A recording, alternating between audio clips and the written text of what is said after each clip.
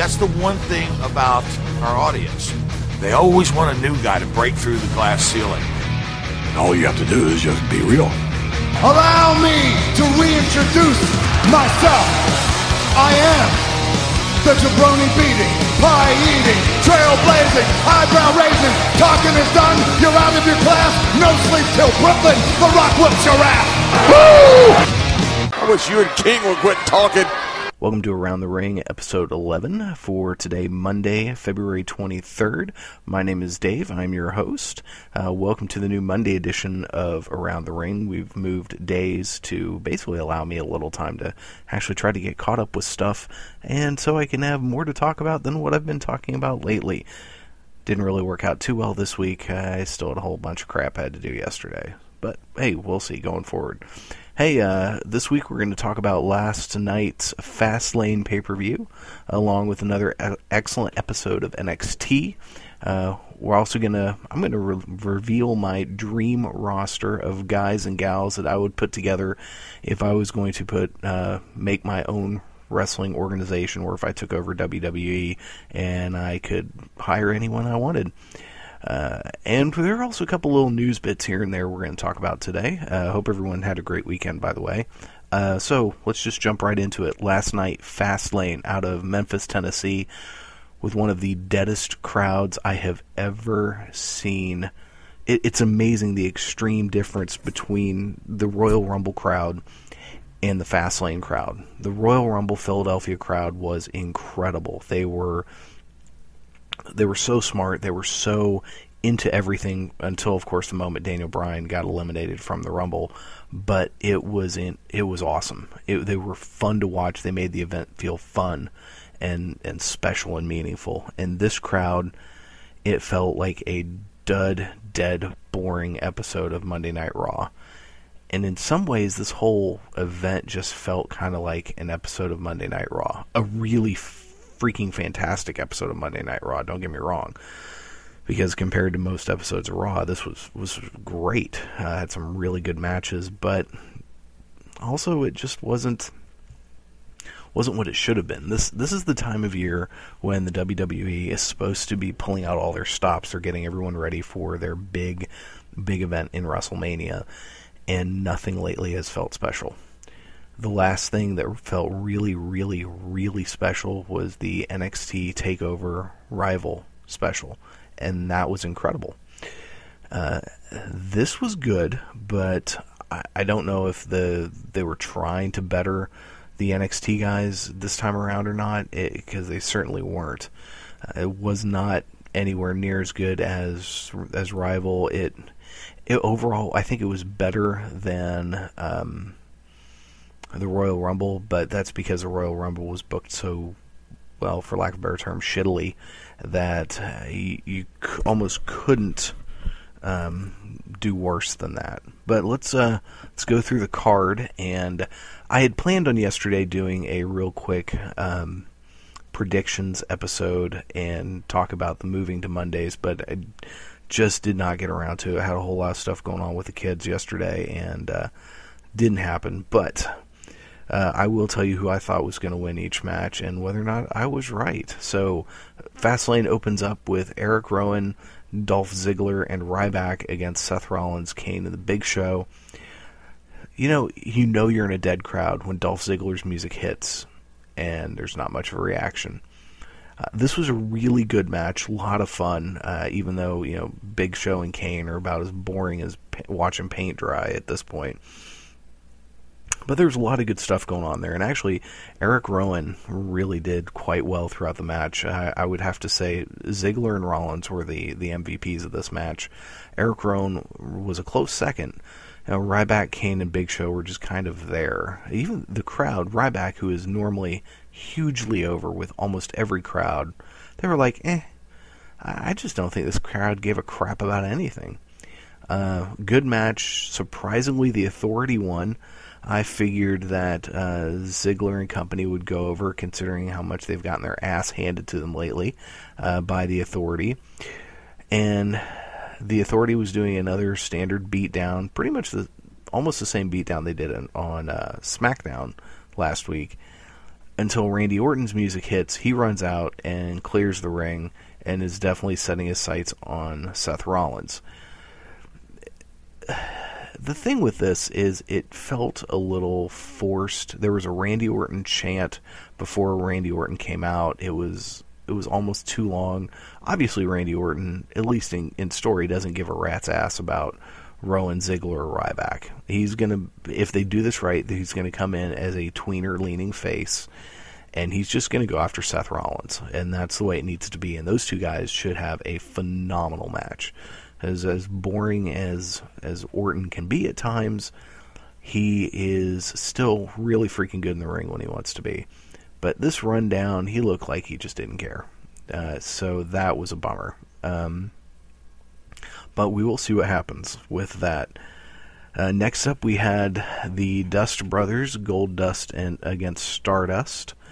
And there was a segment before backstage with Dusty Rhodes talking to Goldust, and Goldust said, "Look, I have to beat the snot out of my brother until he doesn't ever want to put on the face paint again."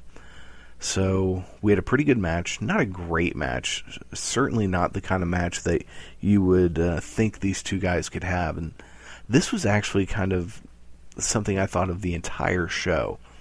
A lot of these matches should have been phenomenal, and they were just pretty good. And we'll actually talk more about that when we get to the next match, the tag team match. But in this match, it was pretty good. Goldust got the win, surprisingly. It was kind of he did a crucifix roll-up out of nowhere and got it. Stardust is wearing a different tight outfit, and his paint's a little bit different. He's really good. The thing that stood out, though, about this match is afterwards, backstage, Goldust was talking to Dusty Rhodes, and Stardust interrupts and just beat the piss out of Goldust and told him, this isn't over. You think this is over? This is just beginning. And got up into Dusty Rhodes' face and said, "You know what? You did this," right before he kicks Goldust smack into some kind of one of those crate things that carries speakers and whatnot. It was pretty good beatdown, pretty brutal. Next up, we had the match I think I was looking forward to more than almost anything else. Oh, and by the way, I thought Stardust was going to win. So far I'm over 2. But next up was a match I was looking forward to more than anything else. Cesaro and Tyson Kidd challenging for the Tag Team Championship against the Usos. These are two teams that are fucking fantastic. These are two teams that you can put them in there with a blow-up doll and a puppy, and they're still going to have great matches. That's how good these teams are. This match, though, was not as good as it should have been. And I don't know if it was just the bad vibe from the crowd rubbing off on them, but something just never quite clicked. Not as well as it should have. I mean, these two teams should be having classic matches, and I think they're going to. I think we're going to get a rematch at WrestleMania, and it should be a really good one. Cesaro and Kidd won the titles, which was great. I loved that. It is about time that these two guys had some gold and got a push. And Cesaro sure as hell wasn't getting much of a push at all as a singles. So him and Tyson Kidd, these two kind of misfit, fantastic wrestlers who really in the ring are better than most of the roster, I would say. I mean, they're, as far as talent-wise, they're up in that same echelon as, Daniel Bryan and Seth Rollins kind of guys, and Dolph Ziggler. They're that good. So getting this title is definitely a must. It was a great thing to have happen. I'm looking forward to what I'm assuming is going to be a rematch at WrestleMania.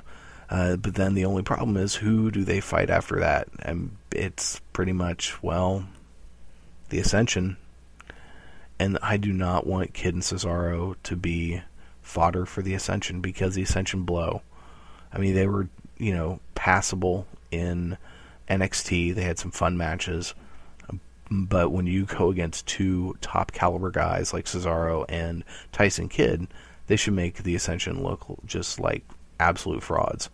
The other team is the New Day, and those poor guys, as much as I really, really like all three of those guys, and I had a lot of hope for this team and this gimmick, it's just not going anywhere. So we'll see. The WWE desperately needs tag teams. Maybe they'll call up the Lucha Dragons from NXT. They should, but even, down in NXT, the roster's really thin, and we'll talk about that a little bit when we get to talking about the NXT this episode this week. But if you really think about it, between NXT and the main roster, how many we have? A handful of tag teams. We've got the Usos, Cesaro and Kid, the Ascension, the New Day. I'm not sure if Los Matadores are still around, but we'll count them.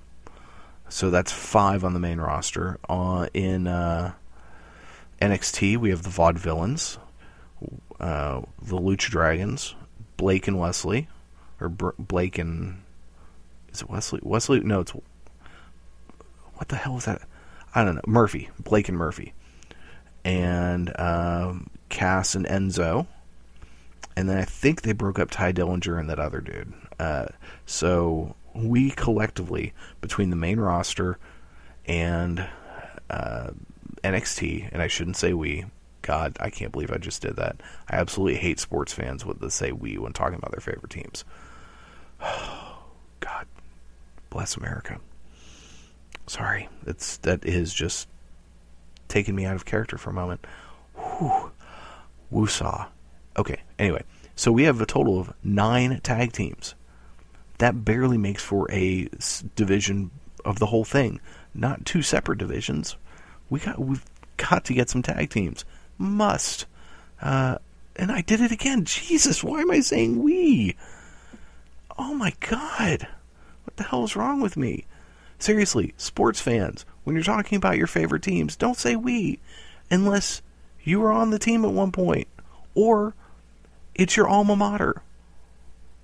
I will forgive people for saying we when talking about the football team of their alma mater, of the school they either went to or are going to right now. I forgive that. You're part of that school, so you can say we. Otherwise, no. Hell no. That really threw me for a loop that I did that. Anyway, WWE needs tag teams desperately. There are great ones out there. They should get them, if at all possible.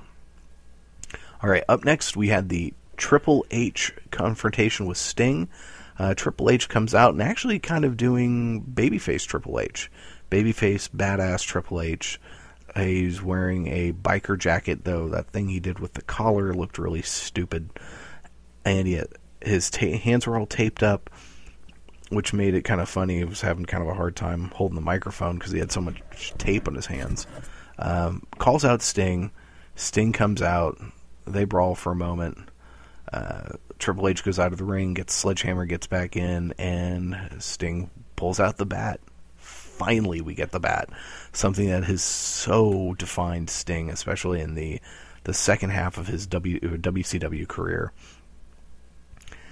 And Sting holds the bat right under Triple H's chin. Triple H eventually throws the hammer out of the ring. Sting then points to the WrestleMania banner. It points at Triple H. Triple H starts to try to get up in his face again. Immediately the bat goes right back into his chin. Great moment. This was really, really good. Now, why this had to happen on a pay-per-view and not an episode of Monday Night Raw, I really don't know. The crowd was a little bit more into this. Not a whole lot. They were, pretty dead during the Cesaro Kid Usos match. But so far they'd been dead the whole time, so they were a little bit more into this segment, which was really good. This sets up a match at WrestleMania for Triple H going against Sting. So far there are no stipulations. Solomonster had suggested on his show this week that there should be a stipulation that if Sting wins, the Authority is no more, and if Triple H wins, Sting goes away. That didn't happen, at least not yet. Sting still hasn't said a dang word. At some point, I'm really looking forward to him saying it's showtime. And Sting is one of my all-time favorite wrestlers. If we're going to go my top 5 favorite wrestlers, just on a side note, it's probably number 1, Arn Anderson, number 2, Sting, number 3, let's see here, Sting, and in all honesty, number 3, and I know I shouldn't still like this guy so much, but it's Chris Benoit. Chris Benoit's career in WCW was phenomenal, and that's mostly what I'm familiar with. I really didn't see a ton of his WWE career. I did watch WrestleMania 20, at least in the last... I've watched it recently. I watched the Royal Rumble he won. I watched the match for WrestleMania 20. Seeing him win that title was amazing. Everything that happened afterwards was horrible as far as what happened with his family and all of that. That's just god-awful stuff. But for whatever reason, maybe that's because that all happened at a time when I was not watching wrestling. I was not paying attention at all. I wasn't a fan, really. I still was a fan. I was a non-practicing fan, kind of like a non-practicing Jew, right? And so that happened, and I don't know. I look at Chris Benoit, and I'm thinking this guy is one of the greatest of all time, and he's never going to get the recognition he deserves because he went freaking crazy and turned into a murderer, and that's horrible. But to round out my top 5, we then have The Rock and then Ricky the Dragon Steamboat. And you kind of look, really, the majority of these are WCW. Really, Steamboat was both a WWF guy and a WCW guy, though I would argue his greatest stuff was really his feud with Ric Flair, and that happened to WCW. Even though one of the greatest matches of all time was his match against Randy Savage at WrestleMania 3. But just on a little side note, so Sting, one of my favorites of all time, finally good to see him in a WWE ring, albeit 10 years too late.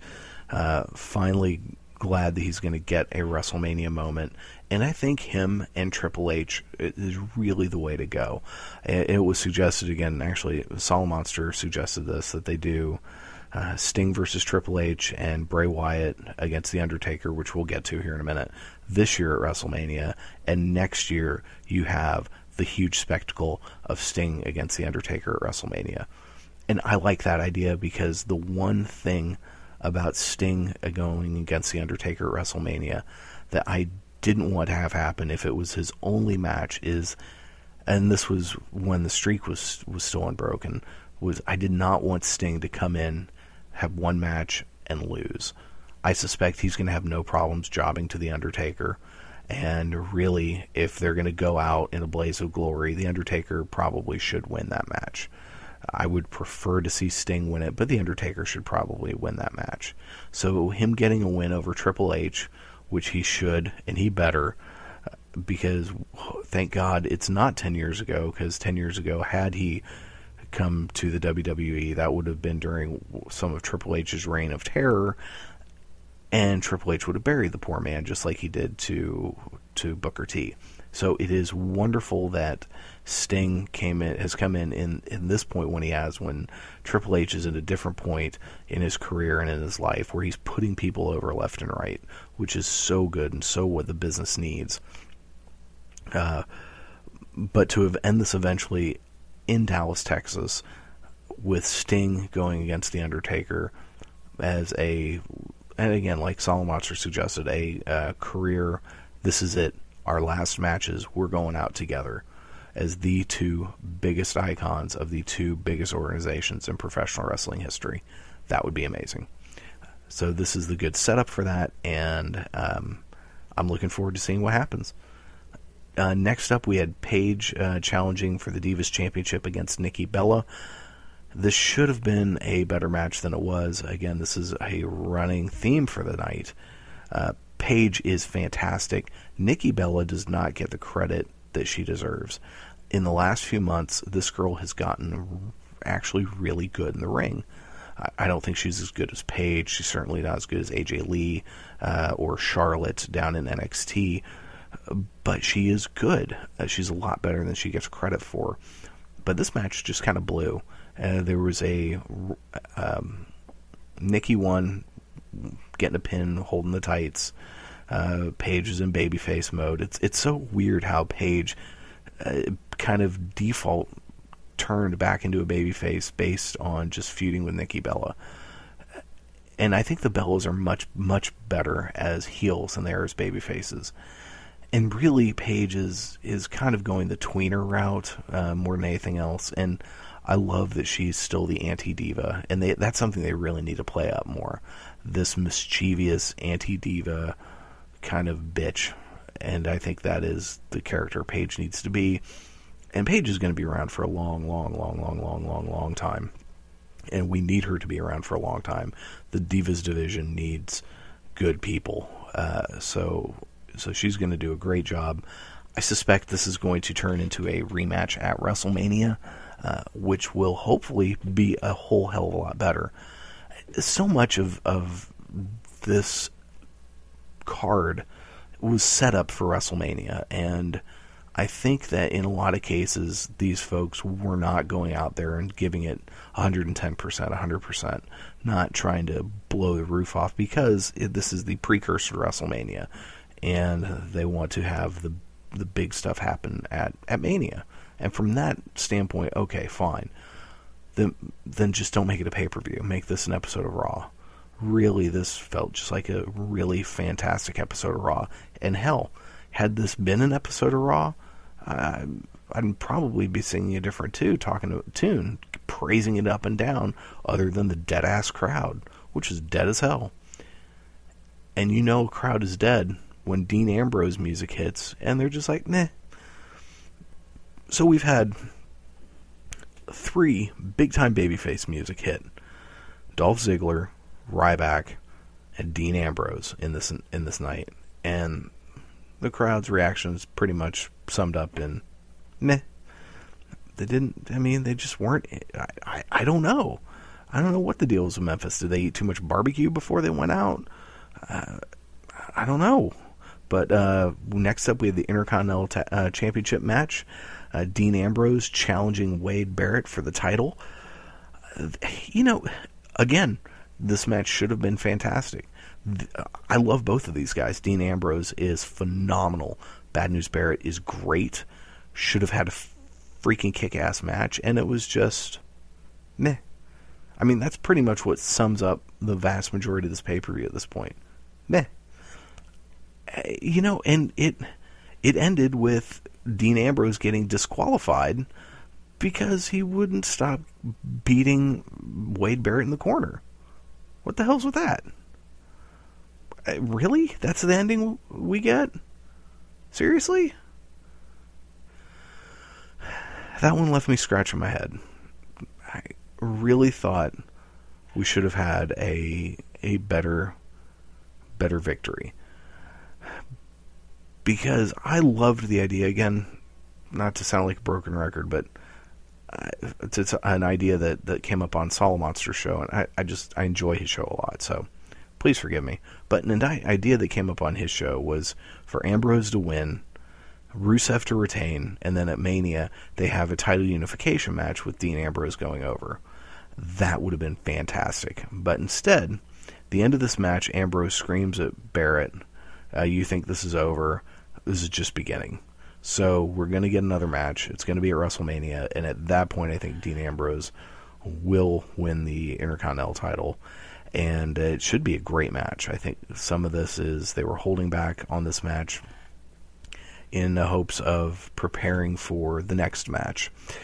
So they laid the foundation for the next match for this feud to continue, and it should be good. One thing that this night did really, really well is made the championships all feel special.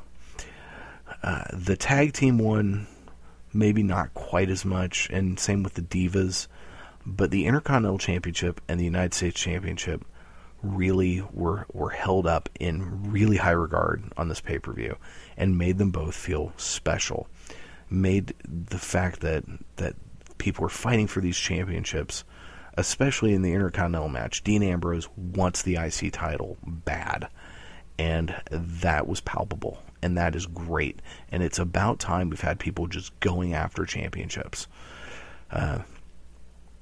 So we'll see what happens. I'm looking forward to what happens with this feud. These two guys should, going forward, really produce some great matches. Hopefully better than the one we got last night. But we'll see.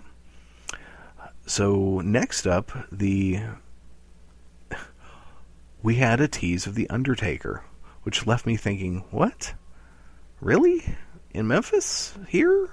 On this shitty crowd? So his eerie kind of music, pre-gong music hits. The people come out holding the fiery torches, and then two people bring a casket out, to which you get the dong, and the casket's rolled out to the ring. They open the casket, and sits up Bray Wyatt. Oh, this was probably the best moment of this pay-per-view.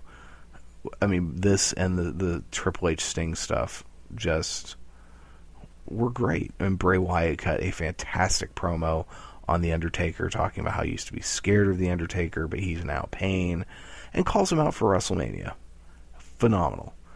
The Undertaker poor dude is older. He hasn't been in the ring since he lost to Brock Lesnar.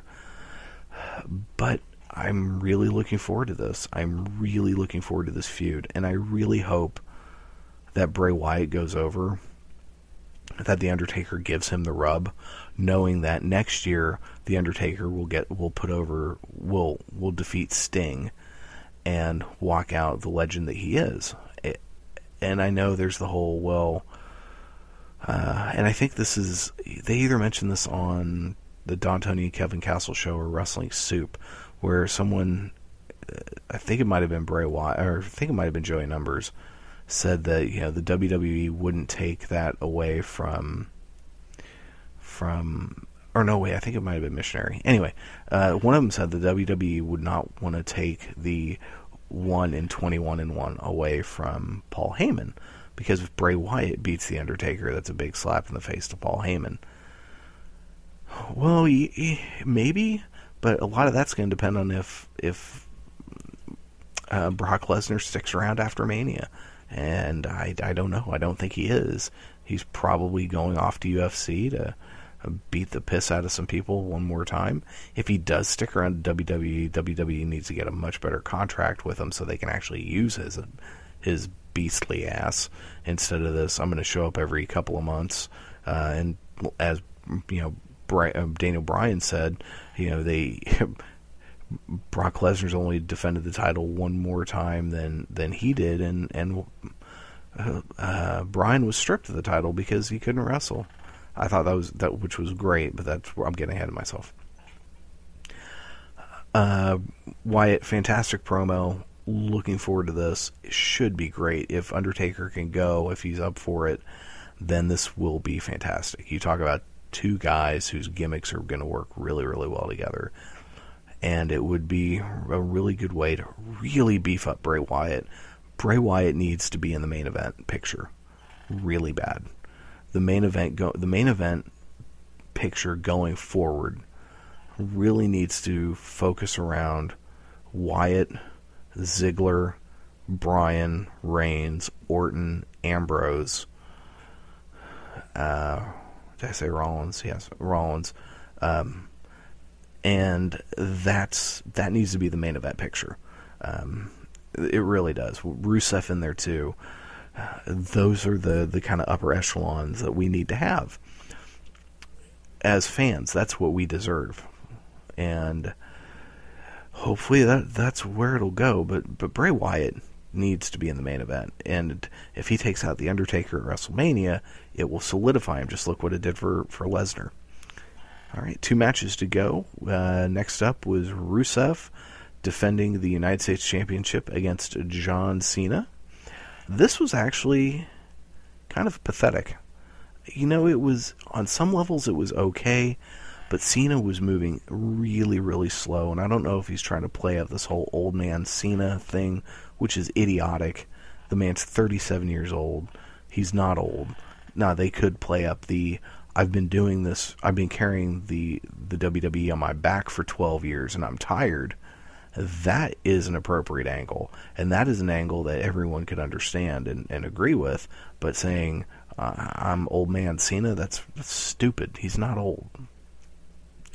But he was not good in this match. He was slow, and I didn't notice it, but apparently in the beginnings of the match he was calling spots really loudly, and the crowd could hear it, and you could hear it over the TV. I must not have had my TV up very loud. Excuse me. See, I'm talking about the John Cena match and I'm yawning. That's how exciting it was. Oh, sorry about that. Anyway, John Cena and Rusev, it was alright. And then at some point, I mean, it went back and forth. Cena hit the AA at one point, which Rusev kicked out of, thank God. Eventually, Lana got into the ring, caused a distraction, which allowed Rusev to hit a low blow, kicked Cena right in the crotch, and then hit him with a super kick in the face, even though Cena was on his knees. Put him in the accolade, and Cena was passed out. Rusev won by disqualification. I suspect this is going to go to Mania. There's going to be a rematch, at which point Super Cena will win. Sweet God, I hope not. I really hope not. John Cena doesn't need to win. John Cena needs to be in the mid-card, abso-freaking-lutely. And certainly having him in a feud for the United States title is the way to do that. Hell, putting the title on him is the way to do that. But he doesn't need to be the guy to beat Rusev. Rusev needs to win at WrestleMania. And someone out of nowhere needs to come in the night after WrestleMania and beat Rusev. That's the way it needs to go. The idea was floated. Again, thank you, Solid Monster, for Baron Corbin to come out and do it. But Corbin's not ready. He's going to be great one of these days, but he's just not ready. So that brings us to the main event. Daniel Bryan against Roman Reigns. The winner is going to headline WrestleMania against Brock Lesnar. This was a good match. This was easily the best match of the night. Easily the best singles match of Roman Reigns' career. Daniel Bryan put Reigns over like a champion. He made Reigns look good. He pushed Reigns. Reigns was pulling out stuff we haven't really seen him use before. It was just a solid match. And, at the end, Reigns wins. And he hit a spear out of the middle of nowhere as Bryan was going for the running knee.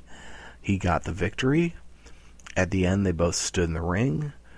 And Bryan walks up to Reigns, grabbed his arm, turned him around, and pointed right into his chest and said, You better kick his ass. Talking about Brock Lesnar. They shook hands, and Bryan left. And that is exactly what needed to happen. Hell, that's what should have happened at the Royal Rumble. The ending of the Royal Rumble should have been Bryan and Reigns, with Reigns winning, and Bryan shaking his hand at the end of it. We didn't get that. And in this case, as crappy of an ending to the Royal Rumble as it was, as deflating as it was, as the piss poor as the booking was, this match was a lot of fun. And I'm glad this match happened the way it did. And Daniel Bryan really put over Roman Reigns. And by the time we get to WrestleMania, I think that the WWE crowds, the WWE universe, will have a much easier time buying into Roman Reigns as a real contender.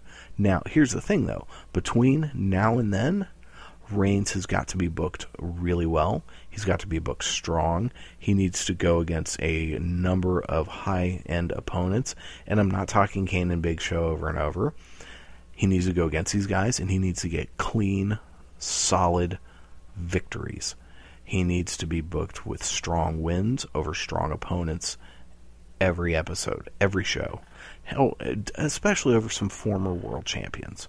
He needs victories over former champions so that he can be built up as a believable challenge to Brock Lesnar. People might have thought Daniel Bryan was a believable challenge for Brock Lesnar because he's so small, but he could out-wrestle Brock, and as great of Brock is a phenomenal wrestler. Bryan's a phenomenal wrestler. Would have been a hell of a match. But Reigns and Brock at least is something new. It's something different. Thank God it's not Cena. So this will be fun. It should be a good match, and I'm looking forward to it.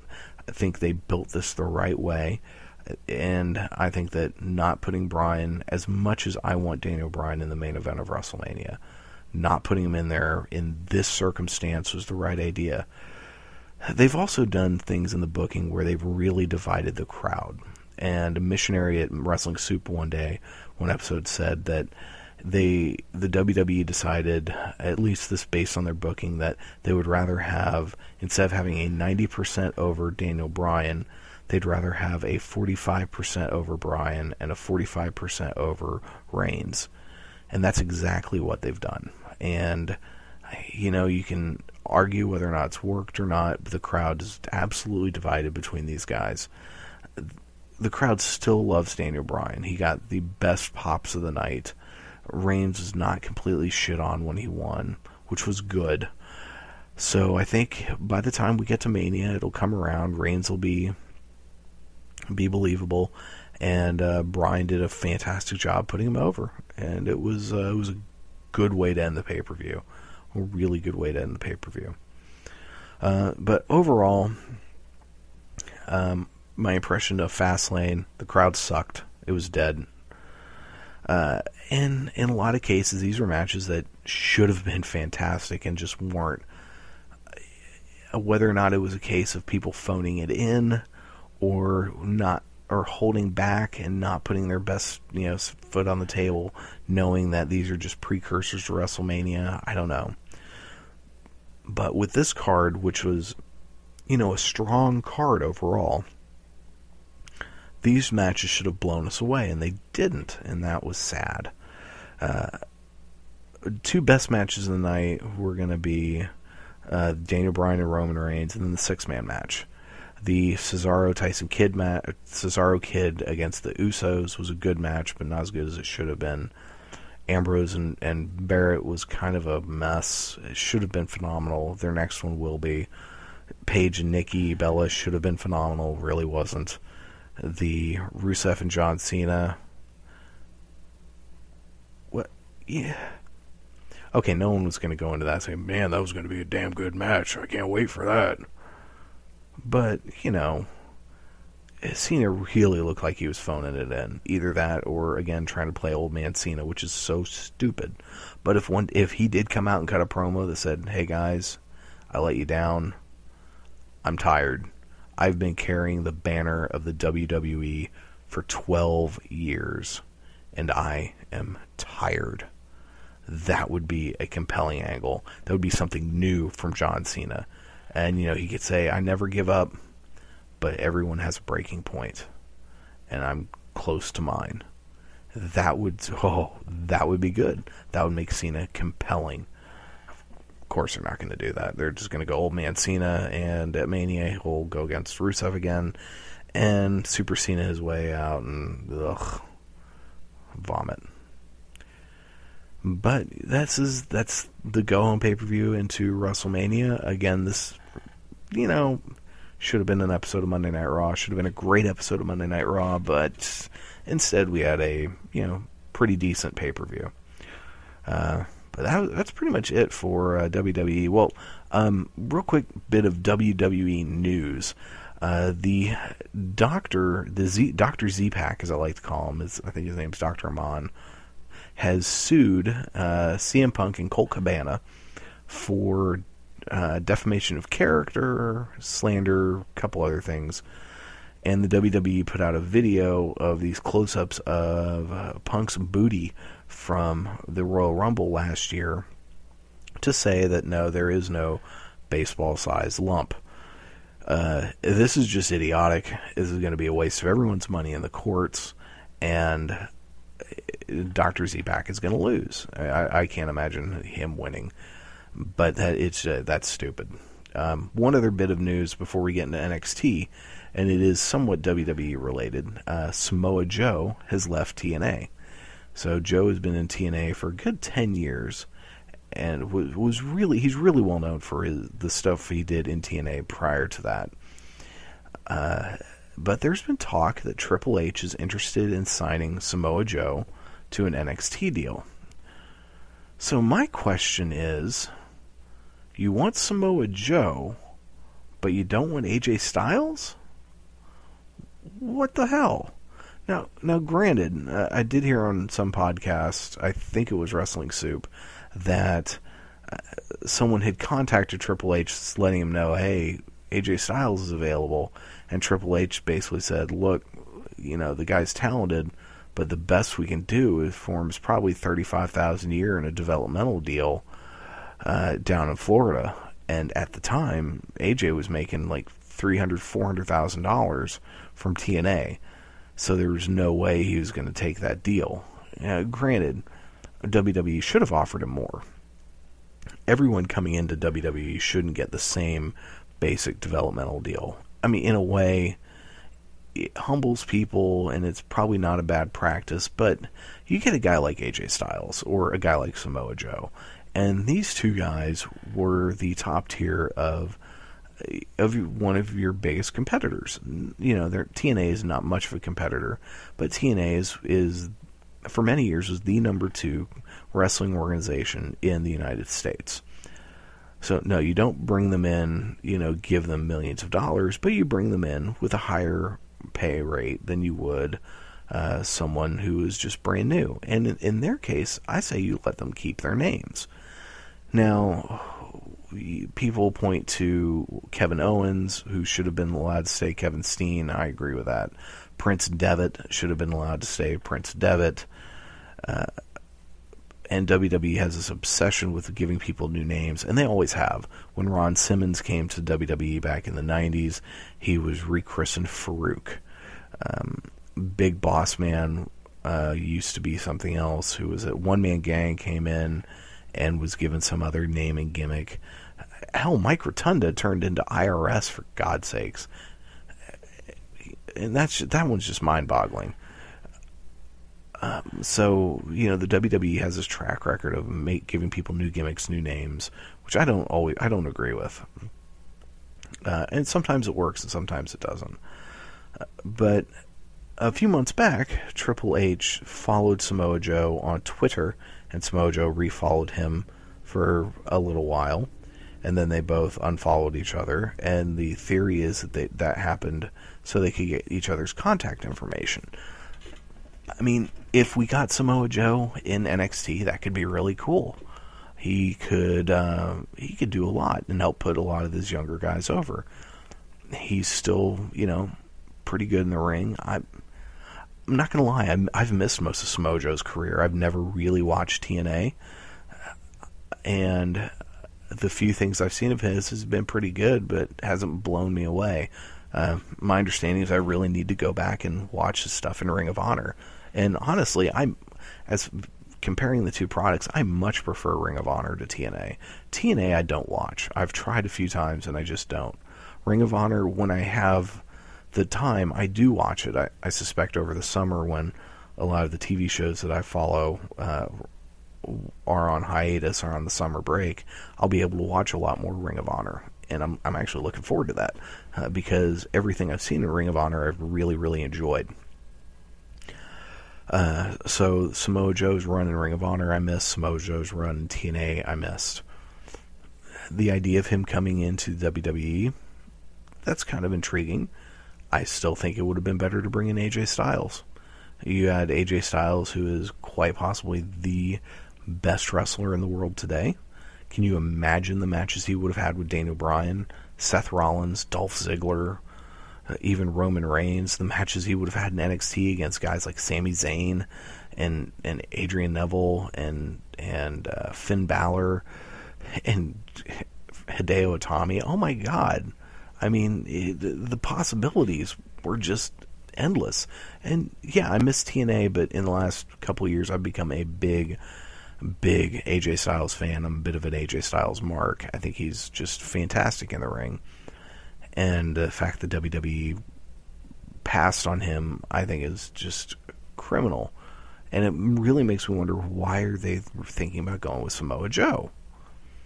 I don't know. But we'll have to see what happens.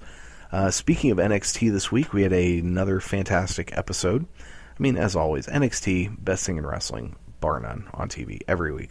Best thing there is. If you're a wrestling fan and you're not watching NXT, you're missing phenomenal wrestling. William Regal started with a quick little promo backstage talking about Kevin Owens' victory at NXT Rival. Good little promo. I really like the way Regal has been booked. I love him as the general manager, as he's kind of a babyface general manager that gives everyone a fair shake, heels included, and he does a great job. We had Enzo Amore and Colin Cassidy with Carmella come out in a match against the Vaudevillains. It was actually a good match. And it ended with Enzo and Cass going over, and then they were, in the ring, and Blake and Murphy came on the Tron, and it's setting up for a, Murphy and Blake versus Enzo and Cass match for the tag titles. I'm sure at the next TakeOver special, which should be really good. Enzo and Cass are fantastic. Enzo's not the best wrestler in the world, but what he lacks in the ring, he certainly makes up for on the mic. And Colin Cassidy is just a hoot. And together, they're great. And Carmella with them, they're phenomenal. Honestly, I would bring them up to the main roster and make them part of the tag team division. I'd love to see their entrance on Raw or SmackDown, even though sadly, especially if it was in freaking Memphis, those people wouldn't get it. I love the NXT crowd, just like I loved the crowd at the Royal Rumble in Philadelphia. Rabid, diehard wrestling fans. Those are the best ones to watch.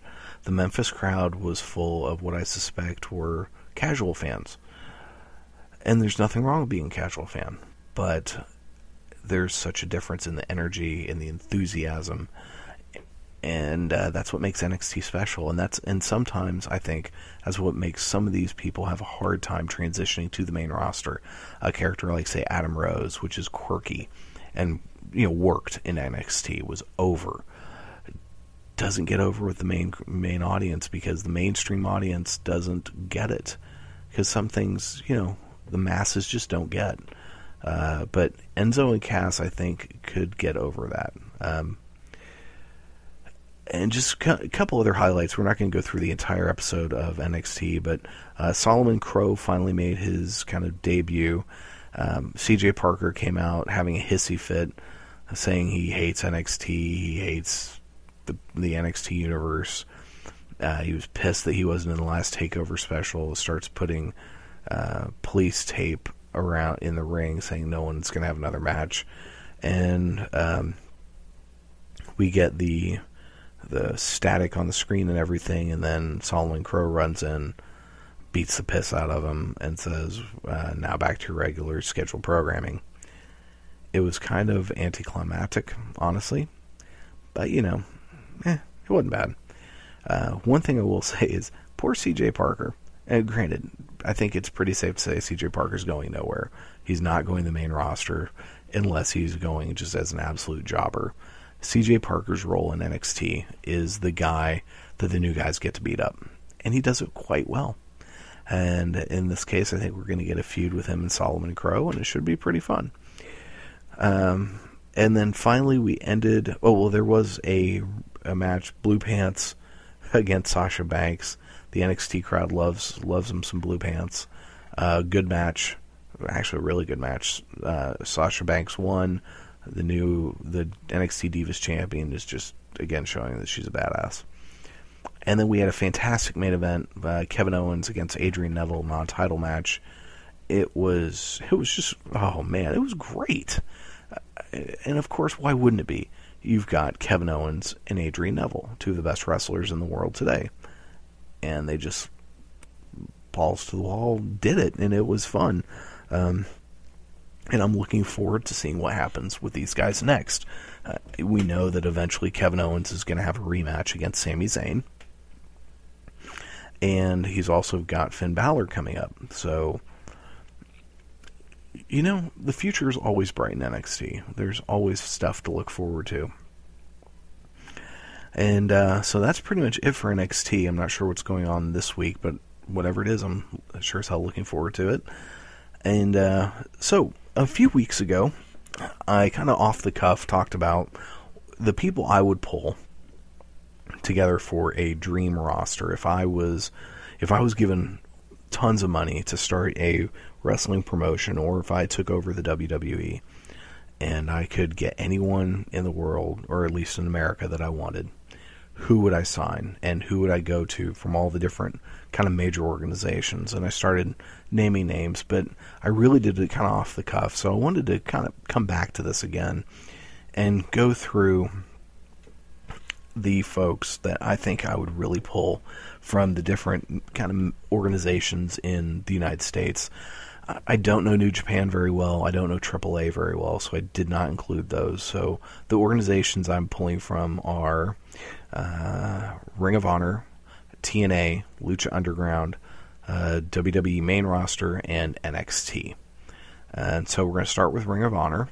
So again, if this is the roster I would put together if I had all the money in the world to make a wrestling promotion and or take over WWE, and I could sign whoever I want. I would take Adam Cole, AJ Styles, Cedric Alexander, the team of Christopher Daniels and Frankie Kazarian, Jay Lethal, Maria Kanellis, Matt Sydal, the Young Bucks, and Red Dragon. So we'd have, right there, we got 3 kick-ass tag teams, and you've got main eventers in AJ Styles and Adam Cole. You've got upper mid-card guys in Cedric Alexander and Jay Lethal, and you have a diva / woman as potential in Maria Kanellis. And I don't know how much she wrestles, but have her as a mouthpiece with Adam Cole, and it would just be excellent. Now, I do have some honorable mentions that we'll get to, and a couple of them are ones you might suspect, like, well, actually, I forgot to write down. Some of the other guys in the Kingdom would definitely be honorable mentions. But those are the ones that I would take from Ring of Honor, and then we go to TNA. And from TNA, I would take Austin Aries, Bobby Roode, the Wolves, Davey Richards and Eddie Edwards, Eric Young, Ethan Carter III, and Magnus. Now, I know a couple of these guys are older. You know, Aries, Roode, and Young have been around for a long time, but I think they're really, really good and deserve something better than TNA. The Wolves are just a phenomenal tag team, definitely deserve better in TNA. Same with Ethan Carter and Magnus. So those were my picks from TNA. From Lucha Underground, we would have Phoenix, Prince Puma, a.k.a. Ricochet, Johnny Mundo, even though he might be a maybe, Mil Moritez, Drago, Brian Cage, and Sexy Star. And Cage is I could probably do without Cage. If I was going to dump any of these people, I would dump Cage. But those are the folks I would pick from Lucha Underground. From the WWE main roster, we would go with Bo Dallas, Bray Wyatt, Cesaro and Tyson Kidd, Daniel Bryan, Dean Ambrose, Dolph Ziggler, the Usos, Luke Harper, Seth Rollins, AJ Lee, Emma, and Paige. And I might even throw in Nikki Bella, but that's a maybe.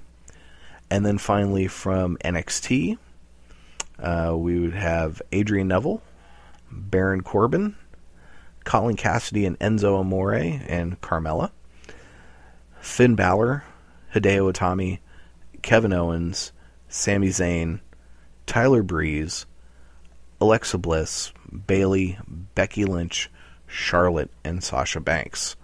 And that would be my roster.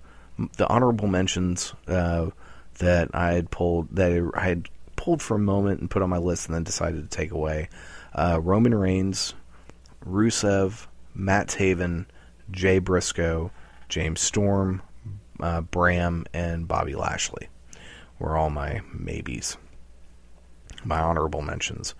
But I think this would be a roster that wrestling fans would absolutely love.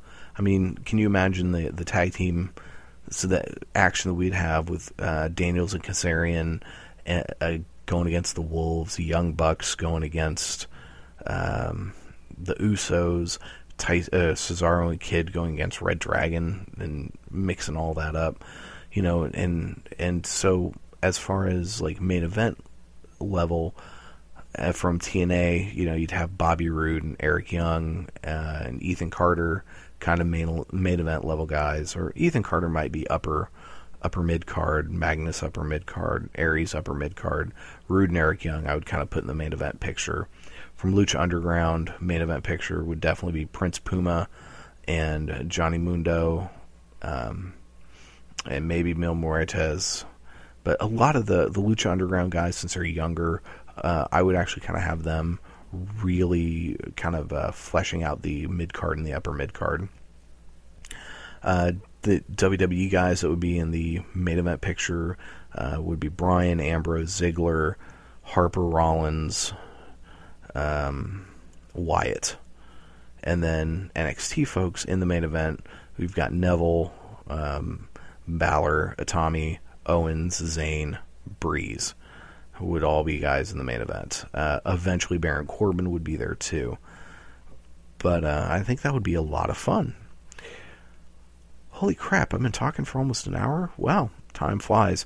Hey, that's going to be it for this week of Around the Ring. Thank you guys for listening in. Don't forget to check us out in all the various places on the interwebs. You can hit us up at the sparkradionetwork.com/AroundTheRingOK. AroundTheRingOK.wordpress.com. That's kind of our main homepage. You can also follow us on the Twitter at AroundTheRingOK. You can hit us up on Facebook, facebook.com/AroundTheRingOK. And you can send us an email. I'd love to hear from you. So if you have any questions, comments, suggestions, tell me I suck, whatever, shoot those emails to aroundtheringok@gmail.com. Again, thanks everybody for listening in. Hope you have a great week. We will be back here next Monday. So until then, everyone, take care, and like the great Jerry Springer used to say, take care of yourselves and each other. You've been listening to Around the Ring on the Spark Radio Network. All you have to do is change your point of view and believe. Austin 316 says I just whipped your ass. Bam! Woo! This sucks more than anything that I've ever sucked before. What? It's for charity.